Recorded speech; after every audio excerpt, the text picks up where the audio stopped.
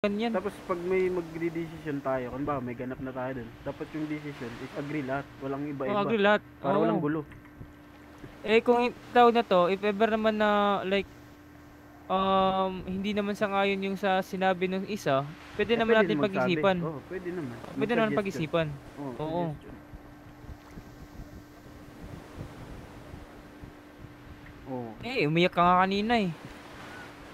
Sinigawan nga kami kanina, di ba? Sabi niya, Eh, baba naman kayo. hindi ikaw yun. Si Aren yun, si Aren. Hindi sumigaw. Ang ina mo. Tapos, Tapos, tapos, tapos. Oh, krinosper.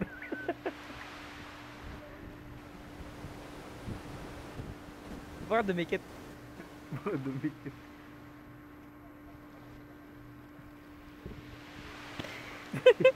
Gago, pababa na palang gago. Hindi ko napansin.